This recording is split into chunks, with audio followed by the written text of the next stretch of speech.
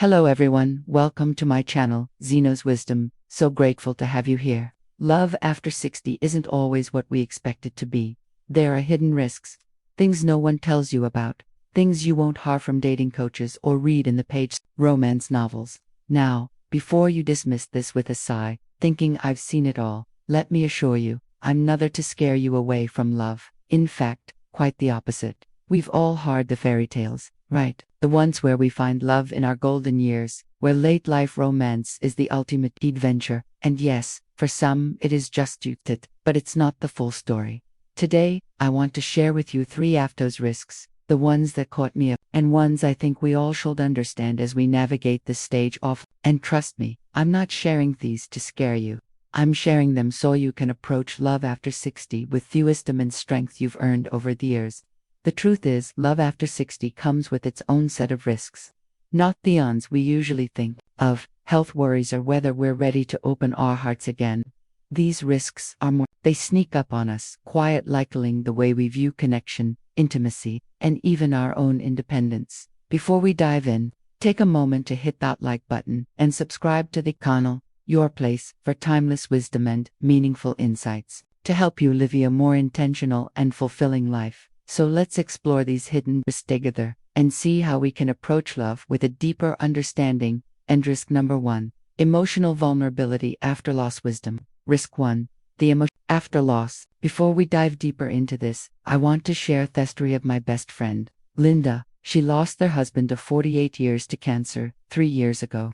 For 5 years, she carried her grief like a heavy stone in her chest, not really knowing how to set it down until one day she met Robert at a bereavement support group. Their connection was immediate, as if they were 2 souls who understood loss in a way that others just couldn't. It wasn't just about sharing stories of their late spouses, it was deeper. It was an unspoken bond, a shared understanding of what it means to lose someone so dear. But what Linda didn't expect was how loving, again, would reopen wounds she thought had healed. She found herself grappling with guilt, the guilt of betraying her late husband's memory, the fear of losing Robert in the same way. And then there was the exhaustion of guarding her heart even while she was offering it to someone new. Linda thought she was ready to love again, but wasn't prepared for the grief that came with it.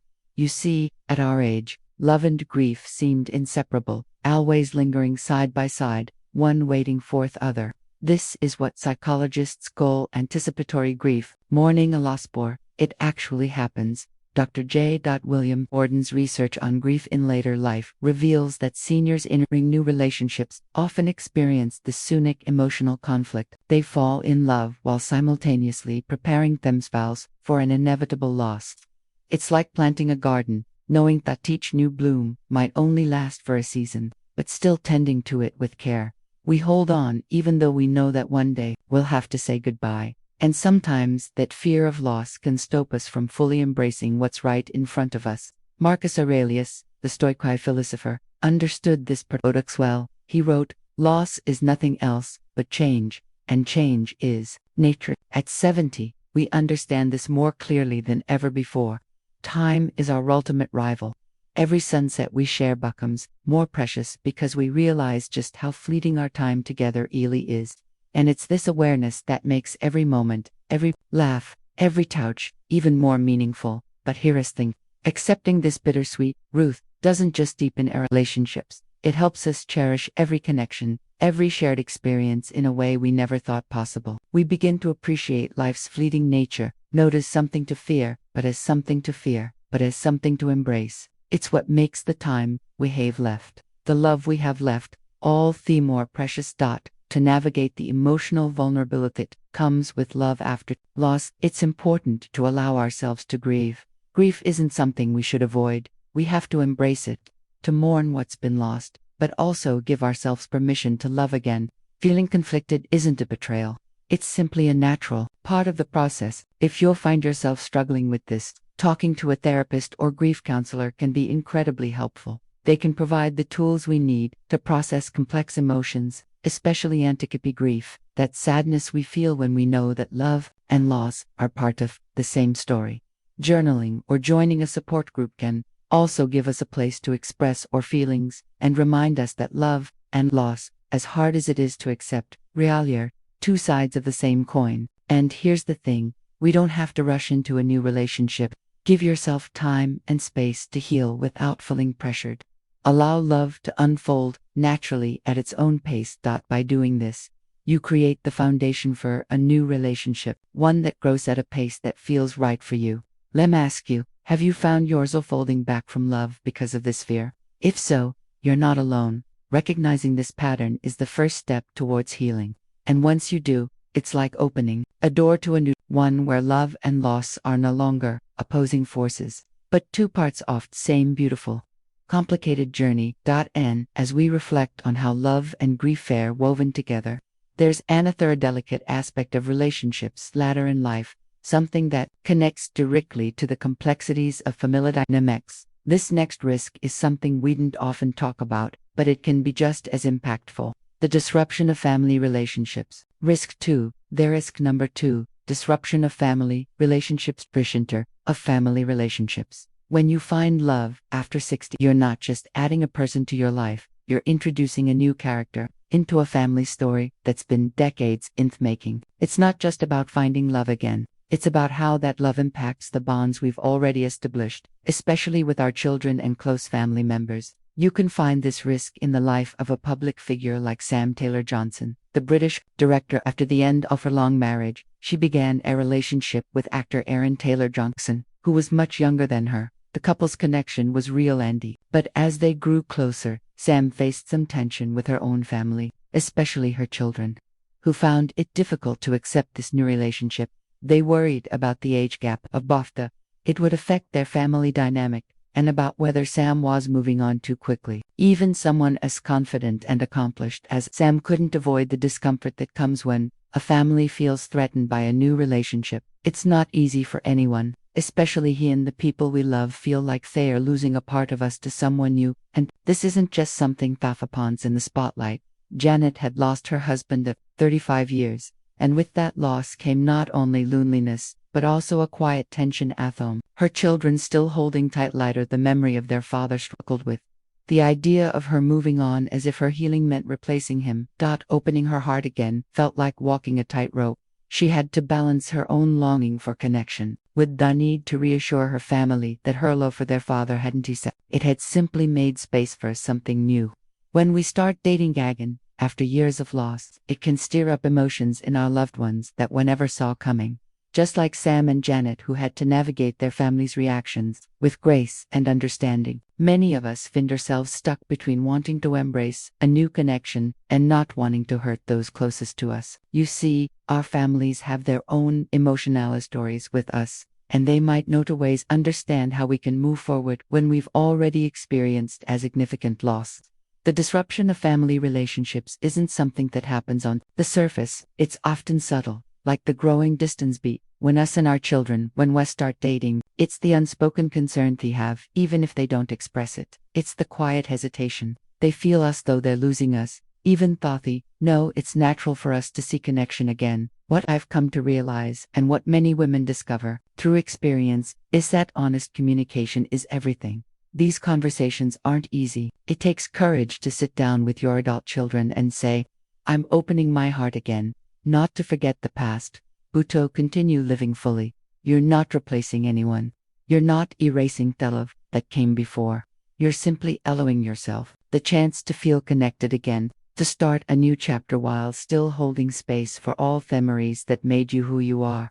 So, what do you think makes it so difficult for us to speak openly with our families about wanting love again? Is it the fear of judgment, of misunderstanding, or maybe the fear of being seen as moving on too fast? Whatever it is, you're not alone. Many women in their 60s or 70s feel torn, caught between the hope of new love and the weight of old bonds. But the truth is, love after 60 isn't just about two people. It's about how that love fits into the larger web of relationships we've spent a lifetime building with our children, our grandchildren, and even the memory of a partner we once lost. And while it does take time, patience, and empathy, both for yourself and for those you love, it is possible to move forward with grace without leaving Ganyan behind. Have you ever felt that quiet tension between opening your heart and keeping your family close? If this spoke to you in any way, I invite you to share your story in the comments. Whether you've taken the leap into love again, or you're still navigating the emotions around it,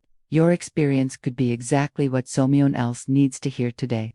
While family dynamics can complicate love after 60, another risk we often overlook is the financial impact a new relationship can bring. Risk number 3, the financial entanglement trap. Financial entanglement trap.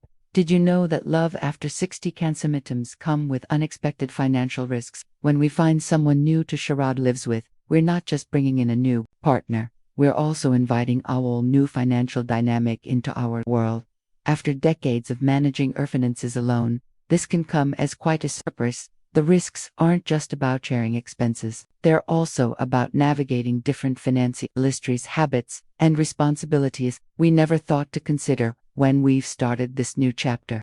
By this stage in life, most of us have spent years building our financial security, whether it's through savings, investments, or a retirement plan. We've worked hard to ensure our independence and future stability. But when we meet someone new, especially if that person has a different financial background, it can shake up that sense of security we've spent years cultivating. For many of us, the idea of merging finances with a partner later in life brings up a lot of questions. If one partner has significant debt, or if there is a difference in savings or spending habits, these differences can become sources of tension. We might find ourselves questioning how we'll balance things, especially when it comes to making important decisions about living together, sharing assets, or planning for the future. It's easy to put off the conversation about money, especially when the excitement of a new relationship took a center stage. After all, love should feel free and uncomplicated, right? But reality is, ignoring financial concerns or not being transparent about money can create problems down the road. Financial stress can put a strain on any relationship, even if the connection is strong. If we avoid addressing the topic early on, it can lead to misunderstandings and frustrations that are much harder to untangle later on. What I've learned from listening to friends and real-life stories is that what protects a relationship financially isn't just communication. It's mutual clarity and respect. It's not about policing, spending, or handing over control. It's about understanding each other's financial reality with openness and care. That clarity allows both people to make informed decisions together about how expenses are shared, how boundaries are set, and how each person feels safe moving forward. Whether it's deciding who covers the groceries or how to plan for long-term care, clarity transforms potential conflict into collaboration. As Aristotle once said, the more you know, the more you realize you don't know. That's especially true in relationships where financial conversions aren't just about numbers, but about building trust through transparency. Yes, trusting someone with your heart is one thing. Trusting them with your financial future is something else entirely. It takes a different kind of courage, one rooted not just in emotion, but in shared understanding and accountability. If you've experienced similar challenges in your relationships, I'd love to hear how you handled them. Share your thoughts in the comments below. This journey isn't one we have to navigate alone, and together we can learn to embrace the complexity of love and finances in our lives. Final thoughts. Why love after 60 is still worth it. Love after 60 is both beautiful and complex. It's not just about finding someone to share your days with. It's about rediscovering yourself in the process while navigating all the layers of life you've lived. As we've seen, there are 3 hidden risks that many didn't talk about. The quiet emotional vulnerability that returns when we open our hearts after loss. The subtle tension that can form within our families when we welcome someone new. And the financial complexities that often come with blending 2 lives later in life. These aren't reasons to avoid love. They're reminders to approach it with the care, honesty, and wisdom we've earned over the years. Because at this stage, love isn't just about romance. It's about emotional truth, family harmony, and mutual respect. It's about understanding that even with all the joy a new relationship can bring, we must also tend to the deeper emotional roots that connect us to our past, our loved ones, and our values. So, what do we take away from all of this? That love after 60 is still very much worth it. Not because it's simple, but because it's real. And when we're honest with ourselves and with the people we care about, we create the space for something truly meaningful to grow. If this video gave you some clarity or comfort, feel free to hit like, Share it with Sami and Niels navigating this journey after 60, and subscribe to Wise Life After 60 for more thoughtful insights on aging, living fully, and finding peace within. Thanks for watching. Remember, your golden years after 60 are meant to be lived with wisdom, and we're here to guide you every step of the way. See you in the next music